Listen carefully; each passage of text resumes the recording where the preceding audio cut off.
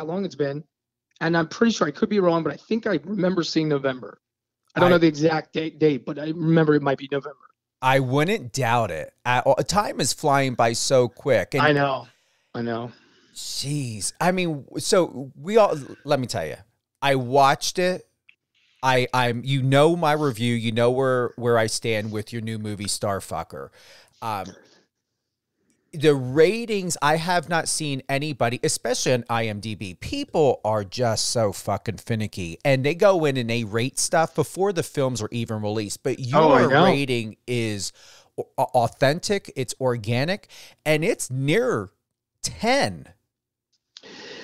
You know, this is the one thing. You know, obviously the title itself. You know, we went back and forth. This was a project that was, um, created and produced over the last handful of years because when Hollywood, went through the whole Me Too movement, we were in the middle of shooting this movie.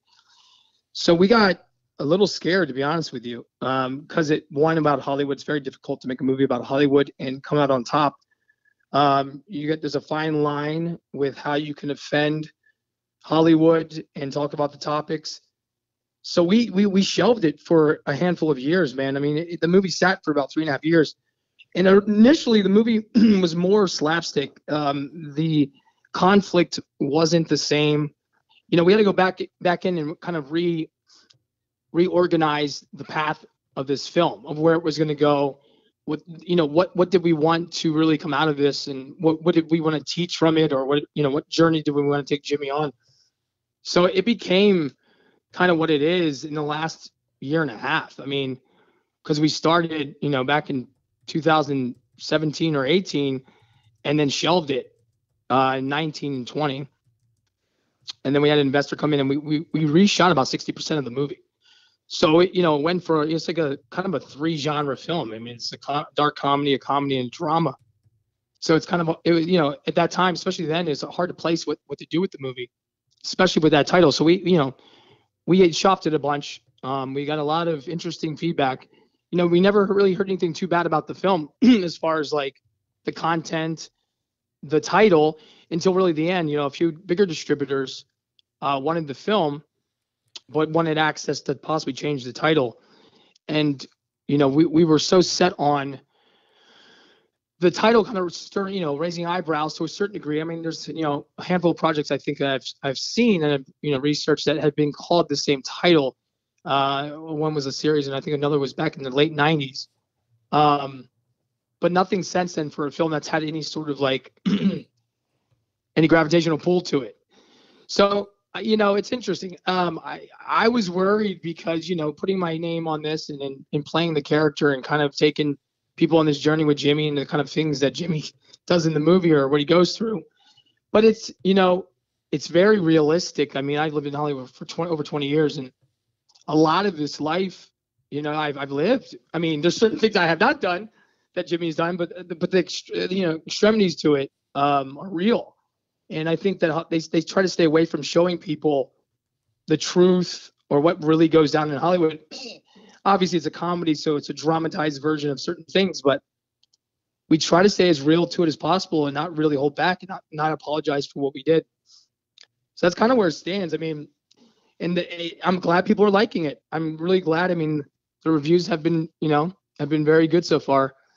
There's always going to be some haters, but of course I expect, we expect that. I actually expect a lot more haters off the top, and it didn't go that way. So we're pretty thrilled about the response so far, and I'm really glad, Steven, that you love it, man.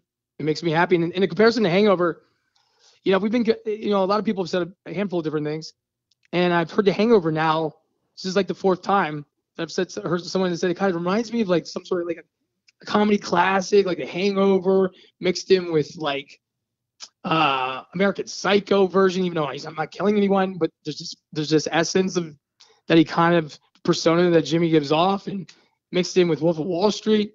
So I'll take the comparisons, man. I mean, that's not, that makes me smile. So I'm glad you're liking it.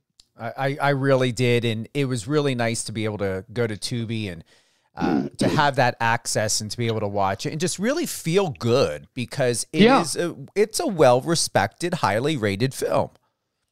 Yeah, I mean, I even the director Mark David, he's over in India right now shooting a movie, so I'm kind of giving him all the updates on what's going on and any of the great PR stuff that we're doing and anything that we're talking about. And he was just like, wait a minute, it's getting ready. What? And I told him, and he's like, is it real? I'm like, yeah. And then he's just laughing. He's like, hell yeah. So I mean, he's super excited. Like, he asked me to do this. I turned him down 5 times. I said, there's no way I'm playing this role. I'm not getting blackballed in Hollywood. And he goes, man, but you are Jimmy Star. I'm like, and it's funny. I'm like, he's giving me characteristics of who Jimmy Star is. And I'm like, you think I'm this guy? You think this about me? He goes, no, not all of it. He goes, but you are him. I couldn't think of anyone else to play the role. And finally, after 3 years, because he wrote the actual screenplay. Initially, it was titled In the Land of Milk and Honey. And he had two options of it, a series or a film, to kind of what avenue to go first with it. But he had written this many years ago, man. He wrote this, I think, about 13 years ago.